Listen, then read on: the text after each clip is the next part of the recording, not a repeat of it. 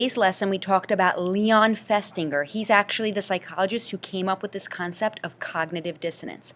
And what he did was he invited subjects to put wooden pegs in a board. And so all they did all day was put wooden pegs in and out of a board. Something maybe like this, where they're just putting pegs in the holes, and then they're taking them out. And then they're putting them back in the holes, and then they're taking them out. And then they're putting them back in the holes, and then they're taking them out. And then they're putting them back in the holes, and then they're taking them out. That's just what they did all day.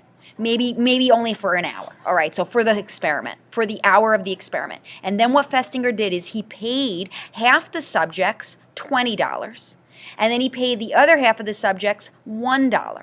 And then he asked them, how much did you enjoy the experiment?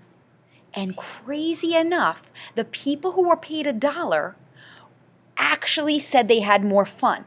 Now think about it. Think about it in terms of cognitive dissonance. In cognitive dissonance, we have two thoughts which make us feel uncomfortable. We have attention, and so we make up some kind of external reasoning or justification to make ourselves feel better. So the people who got paid $20 just went and said, wow, I just did a dumb thing for an hour, putting these pegs in a board, taking them out, putting them back in. That was the dumbest thing I ever did, but at least I got paid an hour. So they don't need to say that it's fun. They don't need to make up a reason why they just spent an hour putting wooden pegs in a hole, because they got paid $20. Now, the people who got paid $1 after this same dumb activity, they're not going to walk away saying, wow, am I dumb? I just spent an hour doing nothing.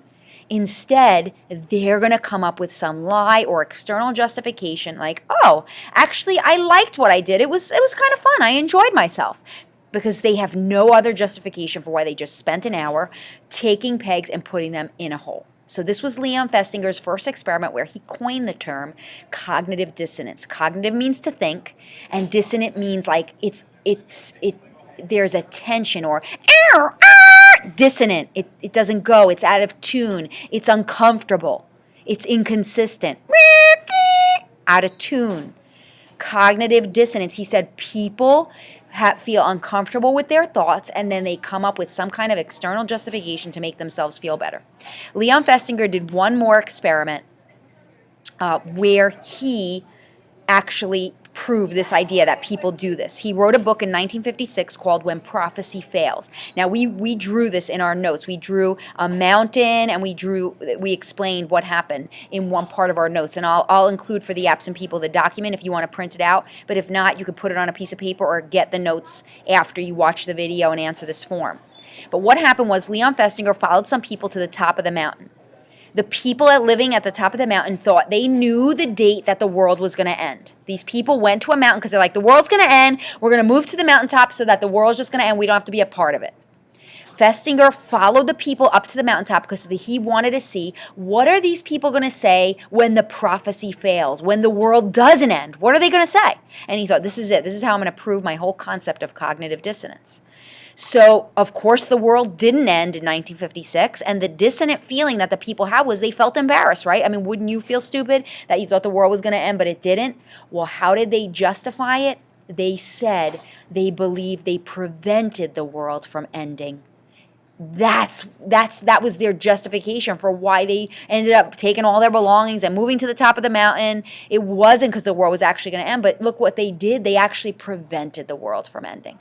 These are just two ways that Leon Festinger kind of portrayed cognitive dissonance. Now, I talked about a lot of other examples in class, and so I'll just go to the wiki homepage so you could look at my face while I say this.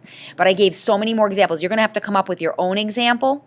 But Leon Festinger talked about when we do things that take a lot of our time, especially volunteering, we tend to think that we love it. So I tell myself that I love teaching. I mean, I volunteer my time. When we get close to the test, I'll be doing review sessions, and I will do so much to help people get a good grade on this test. Why do I do it? Yeah, that's a great question. I mean, why do I spend my own time and money to do that? It's because I love teaching, or I really care about my students. Well, Leon Festinger would ask, do you really love your students? Do you really love teaching? Or is it that you're just saying that as a way to justify the fact that you live at the school? My other example that I gave was that I am not married. I'm 43 years old, and I share this with you guys a lot, but in our culture, people think that it is a norm. Most people do get married, and it's a normal thing. And sometimes people even look down on you like, why didn't you get married? So I do feel that maybe in some ways I've talked myself through this and maybe done some cognitive dissonance. Like I say things like, well, I have a really great job. I might not have a family, though I really do like kids. Actually, one time a student even told me, Miss Vita, it's like we're your kids. And maybe I will tell myself that. Yeah, it's like my students are my children. And I love my job. I love teaching. See, all these things, Festinger would say, are these things really true, or am I just making up reasons why I live at the school?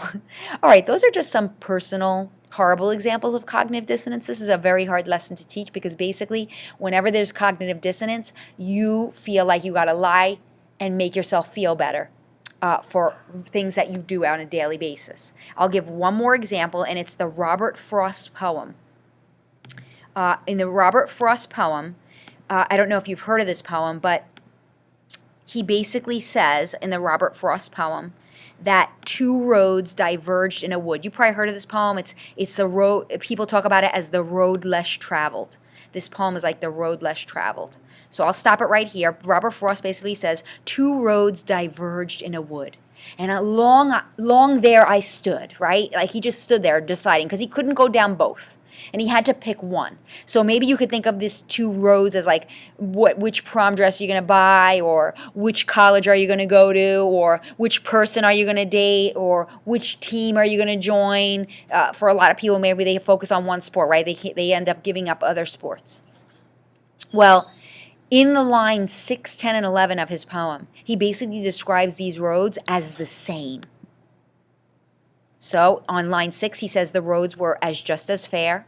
They were worn really about the same, and as he stood there, the roads equally lay. But the thing is, he can only go down both, and he says he only goes down one, and he knew that he doubted if he should ever come back, because he can't, right? You only go down one road, and you're not necessarily going to go back in life. If you pick one college, you're not going to go back and go to the other college. So he basically said, this is an uncomfortable thing. I had to pick one road. I never know what life I could have had on this other path, whether I went to this other prom or other prom dress, or bought the other prom dress, or went to another school, or for me, again, I could have got married at a Messiah College. I was dating somebody seriously. He wanted to get married, but I said no. I didn't want to do that. So would my life have been different, right? What kind of life would I have had if I had said yes? And so the justification for Robert Frost is, I took the road less traveled by. And that has made all the difference. I don't know if you heard this poem, but all my life I actually thought I took the road less traveled by. And I thought that did make all the difference. I thought I did a road that nobody else did. I didn't get married right away, and I focused on my career. What are some ways that you do this in your life? What are some ways that you lie to yourself? You're going to come up with at least 2 or 3 examples. Before I shut this, maybe even thinking about your clubs that you join. Like, do you really want to be in those clubs, or the sports that you join? I'm just trying to encourage you to have some ideas. All right, good luck.